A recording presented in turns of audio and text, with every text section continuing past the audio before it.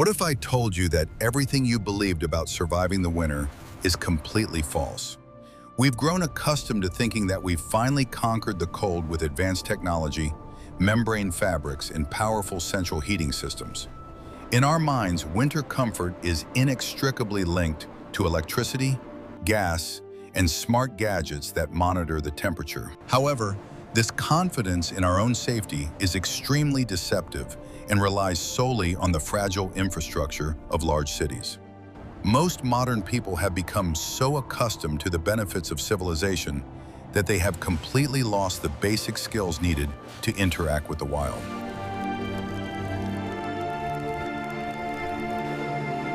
If all these familiar conveniences were to suddenly disappear, most of us would not survive even a single, truly harsh winter.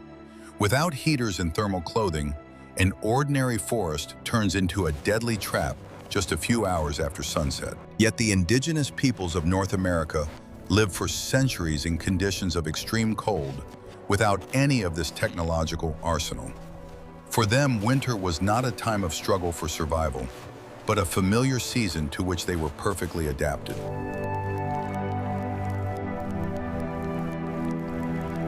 Watch the video to the end, and you'll learn how ancient knowledge of snow and wind can save you in the most extreme situations.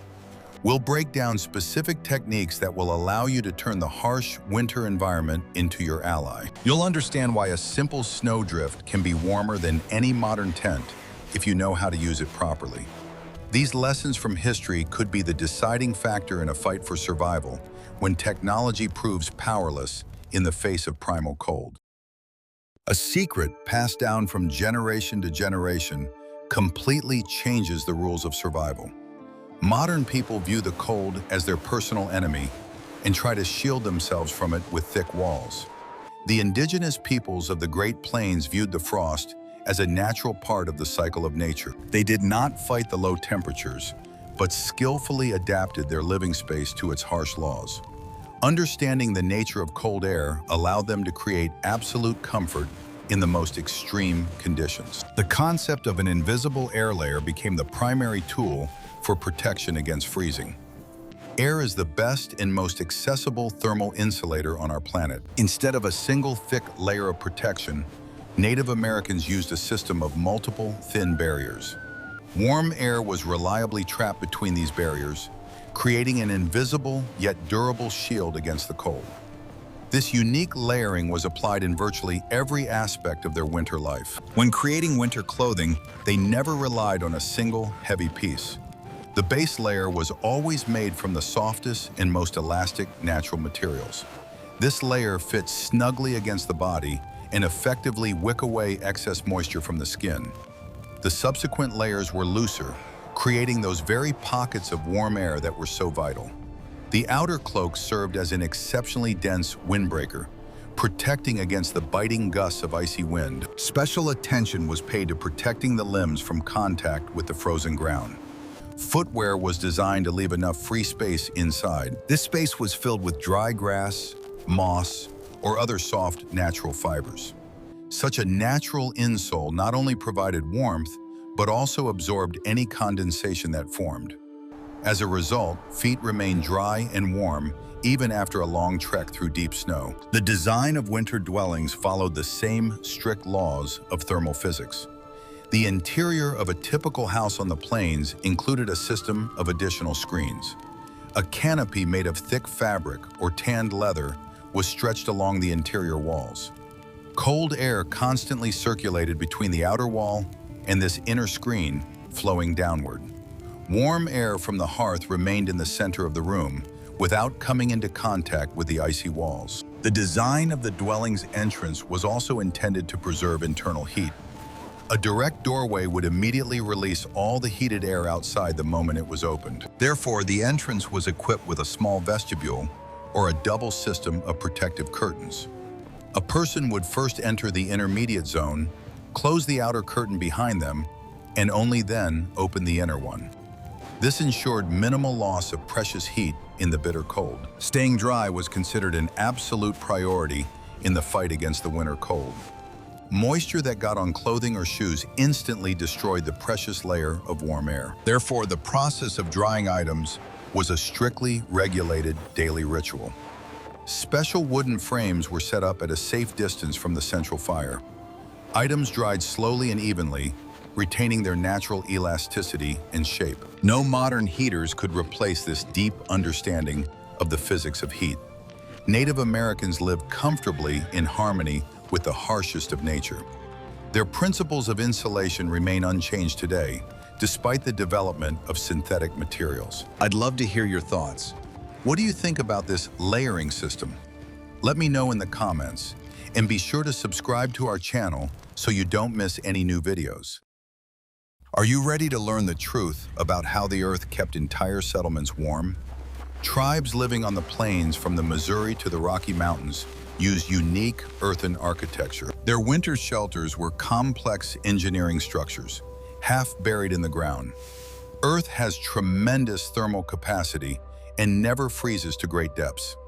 This property allowed them to maintain a stable above-freezing temperature inside the dwelling, even during the harshest frosts. Construction of such a house began with the excavation of a huge amount of soil.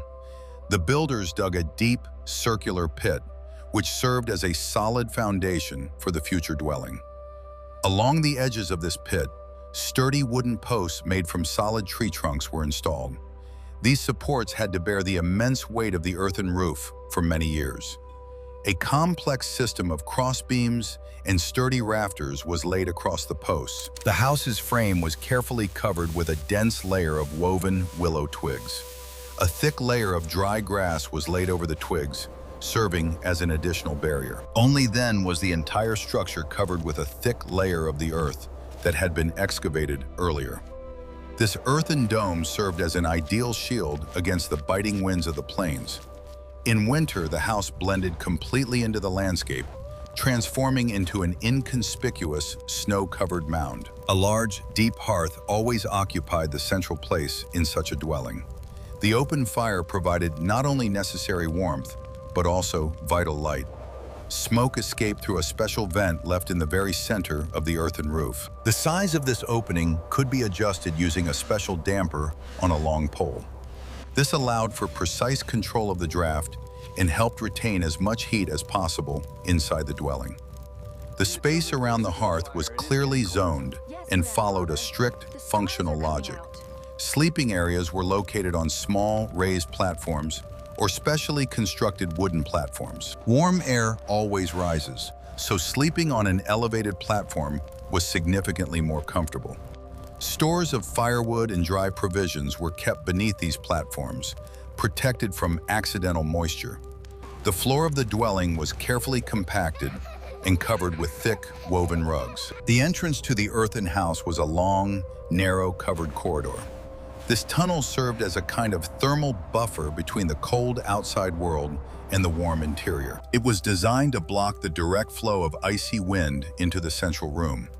On the harshest days, the entrance corridor was additionally blocked off with massive shields. Inside the tunnel, items that could withstand low temperatures were often stored. The earthen insulation functioned like a giant natural thermos. During the day, the walls accumulated thermal energy radiating from the central hearth. At night, when the fire died down to smoldering embers, the earth slowly released the accumulated heat back into the room. Sudden changes in outside temperature were practically imperceptible inside such a massive structure. The inhabitants were completely safe from any vagaries of winter weather. Maintaining the earthen roof required constant attention from the owners. In summer, thick grass grew on it, whose roots further stabilized the soil. In winter, snow became a natural extension of this insulation system. It was not cleared away. On the contrary, it was allowed to accumulate and create another protective layer. Snowflakes trapped air, increasing the overall energy efficiency of the entire structure. Such houses could serve their owners for many decades. Wood, deprived of access to oxygen and moisture, was virtually immune to decay. The indoor microclimate always remained dry thanks to constant draft and heat from the hearth. Life in such a shelter was comfortable and safe, even during the bleakest months of the year. It was a triumph of observation and the practical application of the laws of physics. The Native Americans created architecture that did not contradict nature, but harnessed its power. Their earthen homes became a model of sustainable and eco-friendly construction from the past. No blizzards or snowstorms could disturb the peace of the inhabitants of these reliable shelters. Modern architects still study these principles of passive heating and thermal mass. Are you ready to learn how they coped with the terrible weather outside their dwellings? What you have never seen was hidden right under the feet of the explorers of the Great Plains. The ability to move through deep snow was the key to successful winter survival. Ordinary shoes would instantly sink into the loose snowdrifts, leaving a person completely immobilized. The indigenous peoples of the North and the Plains developed a unique tool for traversing virgin snow. Snowshoes became a true engineering marvel that revolutionized winter travel. The physical principle behind snowshoes was a radical increase in the contact area. A person's weight was evenly distributed across the wide surface of a mesh woven from strong fibers. Thanks to this, the pressure on every square centimeter of the snowpack was significantly reduced. A person could literally glide over the surface of a snowdrift without sinking into the icy abyss. This principle is used today in the design of all modern track vehicles. A special fastening design allowed the foot to move freely up and down. The heel remained unsecured, which made the gait natural and smooth. With each step, the rear part of the snowshoe gently dragged along the surface of the snow. This saved a tremendous amount of energy, as the person did not have to lift the entire weight of the structure. Moving on snowshoes resembled a rhythmic and measured dance across the endless white expanses. Footwear design also underwent changes to adapt to this mode of travel. Winter moccasins were made without stiff soles to ensure maximum foot flexibility. Soft footwear allowed people to feel the terrain and distribute their body weight correctly. Additional insulating layers of plant down were placed inside the moccasins. This provided reliable protection against frostbite even during prolonged contact with snow. The use of snowshoes radically expanded the tribe's winter travel range. They allowed people to cross snow-covered valleys and climb icy mountain passes. Without this tool, gathering resources in the winter forest would have been physically impossible. Snowshoes blurred the boundaries between seasons, transforming winter from a time of seclusion into a time of active endeavor. This technology gave people an undeniable advantage over the harsh natural environment. The skill of walking on snowshoes was instilled from a very early age. This required the development of a specific set of muscles and a particular sense of balance. An experienced snowshoer could cover vast distances without showing any visible signs of severe fatigue. The rhythm of their steps was synchronized with their breathing, creating an optimal balance of energy expenditure. This physical endurance became a hallmark of the indigenous peoples of North America. The shape and proportions of snowshoes were constantly refined over many centuries. Every detail was tested by time and the harsh experience of survival in extreme conditions. There was not a single superfluous joint or random bend in the wooden frame. The Native Americans created the perfect tool, one that could not be improved upon with the materials available to them. Modern plastic versions still replicate that very same ancient geometry. Snowshoes have become a striking example of how the human mind can conquer the elements. They are not just a piece of wood and a mesh, but a tangible embodiment of humanity's connection to nature. They opened up the most inaccessible and harsh regions of the vast continent to people. If you enjoyed the story of this ingenious invention, please support our work. Please like this video so that more people can learn about these technologies. The secret that people pay thousands for was known to them absolutely free of charge. Proper management of the body's internal energy was the key to maintaining warmth. In extreme temperatures, the human body turns into a veritable biological furnace. Indigenous peoples knew perfectly well how to regulate this internal fire through movement. Physical activity was not just work, but a vital process of heat generation. The main rule of winter behavior was strict control over sweating. Moisture on the skin in freezing weather is the mortal enemy of any traveler. As soon as a person began to sweat, the moisture was absorbed into the inner layers of clothing. When they stopped, this moisture immediately cooled, turning the clothing into an icy shell. Therefore, the pace of any physical work always remained measured and steady. During long treks, the Indians deliberately slowed down before any stop. This allowed the body to cool down gradually and stop producing excess moisture. The outer layers of protective clothing were removed in advance to prevent overheating.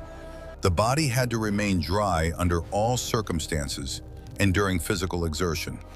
This principle of slow cooling was an absolute rule for every member of the tribe. In severe frosts, special techniques were used to warm frozen fingers and toes. Vigorous, wide-range arm swings forced blood to rush to the fingertips. Centrifugal force literally forced warm blood into the capillaries that had constricted from the cold. This simple mechanical technique allowed sensitivity to be quickly restored without external heat sources. Knowledge of the body's biomechanics helped them manage without campfires during long winter treks. Sleeping arrangements also followed the rules of heat conservation. People slept in close proximity to one another to exchange thermal energy. Sleeping together created a powerful zone of warm air that protected against nighttime frost. Clothing was thoroughly dried before bedtime and laid out over the sleepers as additional blankets. This created a reliable barrier that reflected heat back toward the human bodies. Sleeping posture was strictly curled up to minimize heat loss. The fetal position, with knees pulled up to the chest, is the most energy efficient in cold conditions. It protects vital organs and minimizes the surface area exposed to cold air. The head was always tightly covered with hoods or soft fabrics, as a great deal of heat escapes through it. Proper sleep was no less important than proper wakefulness. Meals before bedtime included foods rich in natural fats and dense carbohydrates. The process of digesting heavy food triggered internal mechanisms for generating thermal energy. The body worked all night, processing calories and warming the sleeper's blood. It was a natural internal furnace that required no firewood or coal. A proper diet ensured safe and deep rest, even in sub-zero temperatures. The ability to listen to one's body and understand its signals was the key to longevity in a harsh climate. The Native Americans did not try to overcome their physiology, but acted in strict accordance with its laws. Their methods of regulating internal temperature had been perfected through centuries of practice. Technology may fail, but knowledge of one's own body will remain with a person forever. Where do you think they preferred to set up their winter camps? Choosing a site for a winter encampment was the most critical strategic decision for the entire tribe. A navigational error or misjudgment of the terrain could lead to catastrophic consequences. The Great Plains are swept by merciless winds that become deadly in winter. Therefore, open spaces were always avoided when searching for a place to build winter shelters. The camp was always moved to lowlands, river valleys, or dense forests. River valleys provided ideal conditions for a large group of people to spend the winter safely. High banks served as a natural barrier, breaking the squalls of the icy north wind. The dense vegetation along the riverbed provided an unlimited supply of building materials and fuel. The frozen river became a smooth and convenient thoroughfare for travel on snowshoes.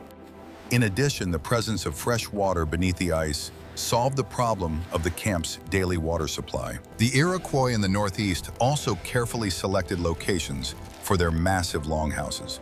They preferred elevated sites protected on the north side by natural terrain features or dense forest. The elevation ensured that spring meltwater would not flood their food supplies. The very design of their villages involved building a sturdy wooden palisade around the living area. This palisade served not only as protection, but also as an excellent barrier against snowdrifts. For subarctic tribes, such as the Cree, the location of their winter camp was dictated by the presence of deep snow. In the northern latitudes, snow became their main ally in the fight against extreme cold. They sought out deep ravines where the snow cover was deepest and loosest. From this snow, additional walls and windbreaks were built around the main tents. The camp's layout blended seamlessly with the winter landscape, becoming an organic part of it. The issue of lighting was also taken into account when planning long-term winter camps. During the short winter days, sunlight was the most important source of passive heat and good spirits. Camps were set up on south-facing slopes to catch every ray of the low winter sun. The dark materials of the dwellings absorbed solar radiation, slightly raising the temperature inside. This small increase in heat played an important role in the overall picture of survival. Access to resources was no less important than protection from harsh weather conditions. The campsite had to be located near areas with an abundance of dry wood for fires. Gathering firewood in winter was hard work, so fuel had to be within walking distance. The presence of natural landmarks helped people easily find their way home during heavy snowfalls. The safety of the camp depended on a comprehensive assessment of all these natural factors. Winter camps were often located in the same places for decades. The experience of their ancestors pointed to the safest and most reliable locations across the tribe's vast territory. Knowledge of geography was passed down through stories and detailed oral maps of the terrain. This knowledge was the key to successfully weathering the harshest and longest winter months. Humans could not change the landscape, but they were masters at using it. Their integration with nature was so profound that the camp left no scars on the land. In the spring, when the tribe moved on, nature quickly restored its original appearance. No massive stone foundations or deep trenches were built on the plains. Architecture and geography merged into a single, harmonious process of survival. It was the true art of living on Earth, without any attempts to aggressively subjugate it. The hidden truth that everyone keeps quiet about lies in their unique winter diet. Eating in sub-zero temperatures is radically different from the summer diet. To maintain its internal temperature, the body required a huge amount of dense, long-lasting calories. Concentrated reserves of high-energy, nutritious food became the foundation of winter survival. The process of preparing these reserves began long before the first autumn frosts. The famous pemmican became the crowning achievement of Native American cuisine and logistics. It was the ideal ancient superfood, possessing phenomenal nutritional value and a long shelf life. To make it, lean meat was sun-dried and ground into a fine powder. This nutritious powder was thoroughly mixed with a large amount of melted natural fat. Dried sour berries were often added to this mixture to improve the taste and boost vitamin content. Preserving food was no less of a challenge than successfully obtaining it. Severe frosts served as an excellent natural preservative for provisions. Food was simply buried deep in the snow or placed in ice caves near the camp. The main threat in winter was not food spoilage, but protecting it from moisture during thaws. For this purpose, special ventilated caches were used, raised high above the ground. The Iroquois in the Northeast relied on their abundant agricultural reserves. They grew famous crops: corn, beans, and various types of squash. Huge quantities of these crops were dried and carefully stored in deep earthen pits. Corn was ground into nutritious flour, from which hearty flatbreads were baked throughout the winter. Beans provided people with essential plant protein during periods when fresh food was unavailable. Cooking hot food in winter was a vital ritual for staying warm. Hot broth or thick soup instantly raised a person's core body temperature. Moisture from hot food was absorbed much more quickly, preventing winter dehydration. Cooking over an open fire required skill and the ability to maintain a steady heat. Sturdy clay pots or even special waterproof baskets were used for cooking. The peoples of the subarctic, where winters lasted most of the year, also developed their own fermentation methods. Food could be buried in swamps or deep pits before the cold set in. Low temperatures halted the decomposition process, creating a unique, nutrient-rich environment. Such fermented food was easily digestible and provided the body with rare micronutrients. These recipes seem strange to modern people, but they ensured the survival of entire generations. The winter diet was strict, austere, yet incredibly functional and well thought out. There was no room for empty calories or foods that offered no practical benefit. Every gram of food had to be converted into pure heat and physical endurance. This dietary discipline allowed tribes to endure months-long periods of complete isolation. Food was seen not merely as a pleasure, but as fuel for fighting the cold. Today, we have forgotten how food saves us from extreme weather conditions. Our warm homes and access to supermarkets have rendered ancient dietary knowledge obsolete. However, in the wild, it is the right calories that determine survival. The Native Americans perfected the art of the winter diet to absolute perfection. Would you like to learn how they made fire during a snowstorm? Fire was the heart of any winter camp and the key to a tribe's survival. Without a steady flame, neither cooking food nor drying wet clothes was possible. However, starting and maintaining a fire in the harsh winter required special skills. The freezing air, icy wind, and high humidity made this process incredibly difficult. The Native Americans developed a whole science of controlling fire in extreme climatic conditions. The main problem in winter was finding and gathering the right kind of dry fuel. Fresh or snow-covered wood produced too much acrid smoke and too little useful heat. Therefore, firewood was gathered long before the first heavy snowfalls and blizzards. The wood was carefully sorted by tree species, size, and degree of dryness. Particularly valuable dry logs were stored inside the dwelling, so they would always be on hand. Smoke management was a crucial aspect of comfortable living in a closed winter dwelling. Smoke irritated the eyes, caused lung diseases, and made staying inside unbearable. The Native Americans used a system of ventilation flaps at the top of their dwellings. By adjusting these flaps with poles, they created ideal draft. The smoke rose straight up, leaving the lower part of the room clean and warm. In subarctic regions, peoples used a unique technique for smokeless fires. They stacked firewood in a well-like formation, ensuring maximum oxygen flow to the flames. Burning at high temperatures, the wood produced almost no thick white smoke. Such fires were used for heating during long treks through snow-covered forests.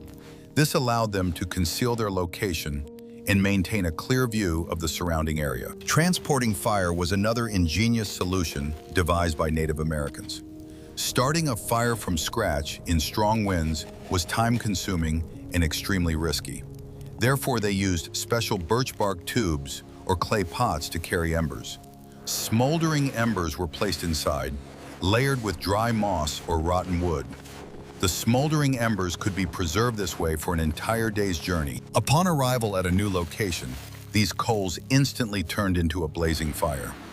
All it took was adding a little dry grass and blowing vigorously on the smoldering embers. This technique saved hours of hard labor in the cold and prevented hypothermia. It allowed the tribe to quickly set up a fire for warmth in any unexpected situation. The fire became mobile and always followed its keepers across the snow-covered plain. The attitude toward fire was deeply respectful and even sacred in the culture of all tribes. The flame was considered a living being that required care, attention, and proper feeding. It was never extinguished with water unless absolutely necessary, allowing it to die out on its own. The ashes were carefully collected and used for domestic and even medicinal purposes. Fire was a reliable ally that protected people from the icy breath of winter. Modern heating systems operate with the push of a single, convenient button on the wall. We have lost our physical connection to the process of heat generation and fuel extraction. For indigenous peoples, tending the fire was a daily, thoughtful, and vital labor. Their survival depended directly on an understanding of the physics of combustion and the properties of wood. This knowledge was the foundation of their well-being on the harsh North American continent. For most modern people, snow is associated with cold, dampness, and discomfort. For the indigenous peoples of the North and the Great Plains, snow cover was an invaluable building material. Paradoxically, it was frozen water that became one of the main tools for retaining heat. Snow has a porous structure that contains a vast amount of air within it. This makes it an excellent natural insulator, surpassing many modern synthetic materials. Subarctic tribes, facing critically low temperatures, actively utilize this phenomenon. During heavy blizzards, snow would literally be blown around their temporary and permanent dwellings. Instead of clearing the snowdrifts, people deliberately compacted them around the thin walls of the teepee. The mass of snow formed a thick windbreak, completely blocking the icy drafts. Inside such a snowy cocoon, the temperature instantly rose by several precious degrees. In the open spaces of the plains, snow was used to create protective screens. A temporary camp during a long trek was particularly vulnerable to sudden storms. People quickly gathered snow blocks or simply piled up high mounds on the windward side. These improvised walls broke up squalls of wind, creating a zone of calm air. In this sheltered area, it was safe to build a fire and wait out the storm. The properties of the snow varied depending on the temperature and wind strength in the region. The Native Americans understood these changes well and made use of different types of snow cover. Dry, powdery snow was ideal for filling gaps in wooden structures. Dense, wind-compacted snow was used to carve out sturdy building blocks. Understanding the structure of snow was a basic skill necessary for successful wintering. Even when moving through the forest, snow provided a life-saving shelter in critical situations. If a person was caught off guard by a fierce blizzard, they did not try to run through the storm. Instead, they dug a small cave at the base of a large, spreading tree. The tree's branches served as a natural roof, and the snow walls protected against the biting cold. The temperature inside such a burrow always remained around freezing, which prevented fatal frostbite. Clothing and footwear were also cleaned using clean, dry, and frosty snow. Wet snow could soak through fabric, but in severe frost, snowflakes acted like a stiff brush. They absorbed excess grease perfectly and removed dirt from the surface of leather goods. This dry cleaning method helped maintain hygiene without using precious liquid water. The items retained their functionality and ability to retain the body's internal heat. Navigating snow-covered terrain required special attention to the details of the landscape. Snow smoothed out familiar landmarks, turning valleys and hills into a monotonous white desert. People learned to read wind direction by the shape of snowdrifts and ridges on the snow surface. They noticed the slightest changes in the structure of the snow cover, determining the proximity of frozen rivers. This natural navigation allowed them to find their way without fail, even in conditions of whiteout. Using snow required a deep understanding of the physical processes of freezing and melting. An improperly constructed snow shelter could collapse or melt due to the internal heat of the fire. Therefore, the cave ceilings were made smooth so that condensation would run down the walls without dripping. The fire inside was kept at a minimum, just enough to warm the people. The balance between heat and cold was the key to safety in such a shelter. It is amazing how a hostile element was transformed into a reliable helper and protector. Snow ceased to be an obstacle and became an integral part of the tribe's architecture and logistics. This is a striking example of how the human mind adapts to the harshest conditions. Instead of resisting nature, the indigenous peoples of North America learned to use its resources. Their knowledge of snow was an absolute and indisputable guarantee of long-term survival. Survival in the harsh winter depended largely on the ability to predict the weather. There were no weather stations or satellites, so people relied solely on observation. Indigenous peoples could read the signs of nature long before the arrival of a destructive snowstorm. Changes in atmospheric pressure, wind direction, and plant behavior provided an accurate picture. This allowed the tribe to prepare in time and avoid catastrophic losses from the elements. The shape and movement of clouds were one of nature's main guides for Native Americans. High, feathery clouds racing across the sky always foreshadowed a sudden change in the weather. Clouds gathering on the horizon indicated the approach of a powerful atmospheric front. A halo around the moon on a frosty night unerringly signaled an impending heavy snowfall. People studied the sky closely every evening, planning their activities for the next day. The direction and nature of the wind were no less important indicators of coming changes. A sudden shift from a southerly wind to a biting northerly always signaled a sharp drop in temperature. The calm before the storm was not a metaphor, but a real physical phenomenon on the plains.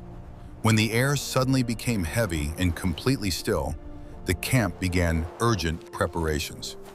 At such moments, people hurriedly reinforced their dwellings and gathered additional supplies of firewood. Smoke from the campfires also served as an excellent local indicator of atmospheric conditions. In clear, frosty weather, the smoke rose in a straight column high into the sky. If the smoke began to creep along the ground, it signaled a drop in atmospheric pressure. Low pressure was a sure sign of an approaching cyclone and heavy snowfall. Such simple visual cues were more accurate than any modern barometers or forecasts. Sounds in the winter forest or on the plain traveled differently depending on the temperature. In severe frost, the air became dense and sounds carried over vast distances. Muffled and dull sounds foreshadowed warming and likely heavy precipitation. The crackling of frozen trees in the forest indicated a critical drop in temperature below normal. The ability to listen to the space around them was a vital skill for every adult Native American. Vegetation also reacted to changing weather conditions and the approach of cold weather. The bark of some trees became harder before a harsh winter, a change that experienced gatherers could detect. The Iroquois observed the thickness of the husks on corn cobs during the fall harvest. It was believed that thick, natural protection foreshadowed long and harsh winter months. These signs were accumulated over decades and passed down through oral tradition to subsequent generations. The speed at which bodies of water froze in the fall provided a long-term forecast for the entire coming winter. If the ice formed quickly and was clear, dry and very cold weather was expected. Murky ice with a large amount of snow frozen into it promised a mild winter with frequent blizzards. The thickness of the ice cover was constantly monitored throughout the cold season. This was necessary for safe travel and planning spring routes. Preparations for the predicted storm were made quickly, in an organized manner, and without unnecessary panic. Entrances to dwellings were further insulated, and food supplies were moved closer to the hearths. People assigned responsibilities in advance for keeping the fire going for several days. Life in the camp came to a standstill, shifting to a mode of strict conservation of resources and energy.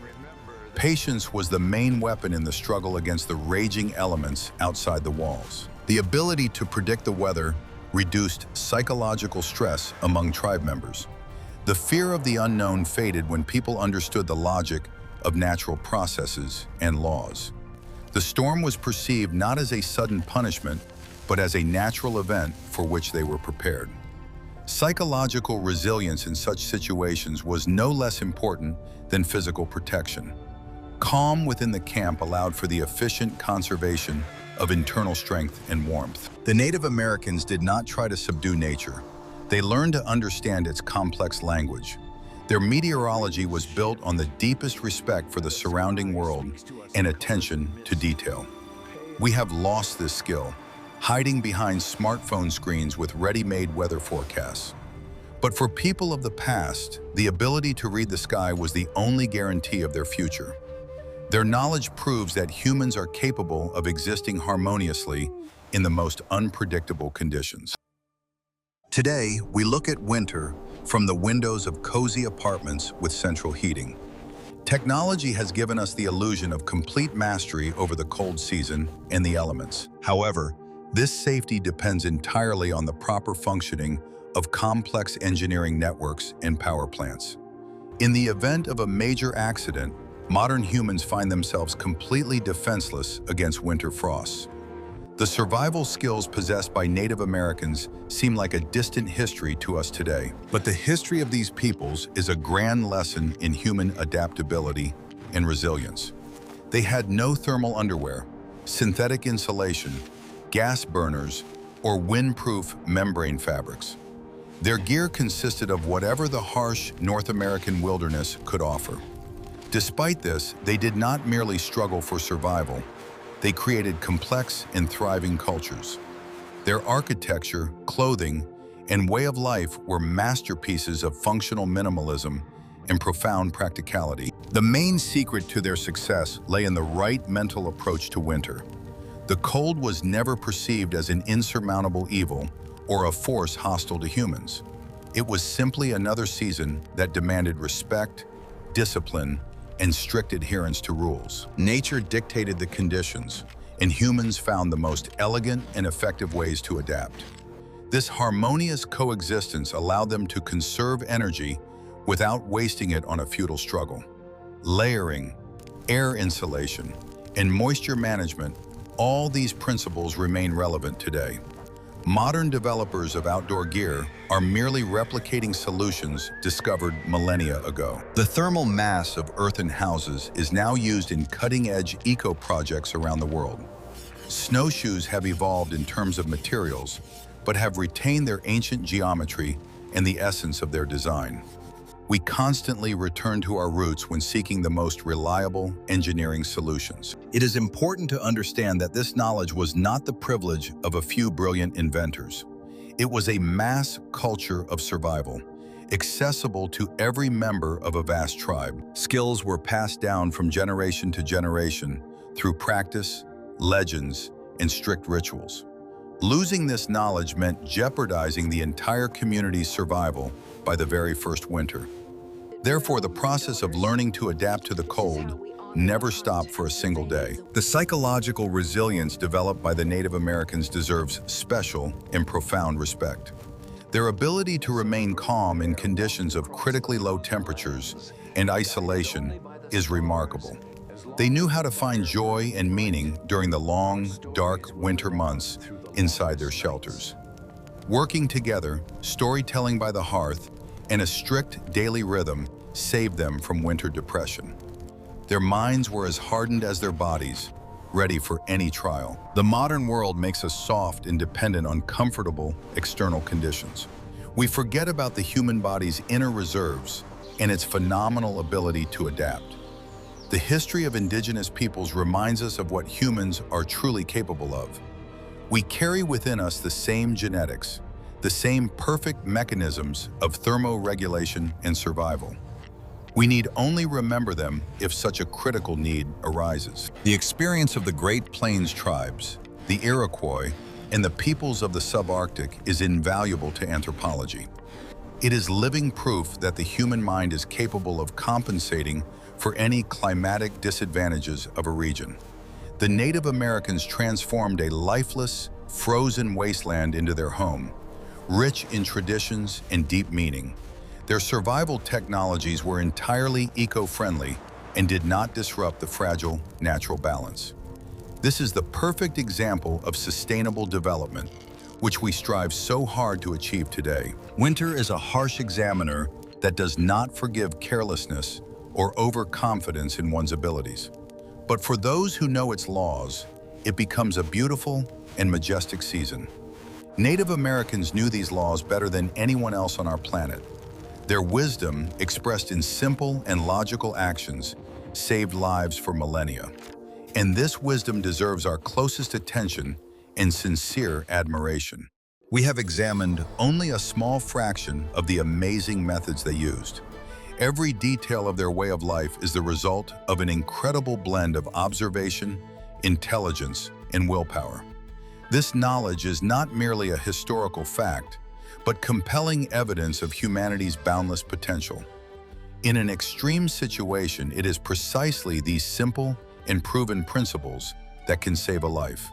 The main thing is to remember that nature will always show you a way out if you know how to listen to it. The story of survival in extreme cold proves that the human spirit and ingenuity can overcome any natural force. We have much to learn from indigenous peoples regarding their relationship with nature and resources. What other topics from the lives and daily routines of ancient tribes would you like to see in future videos? Share your ideas in the comments, and the most interesting ones will form the basis for new investigations. Be sure to subscribe to our channel so you don't miss future dives into the amazing mysteries of the past.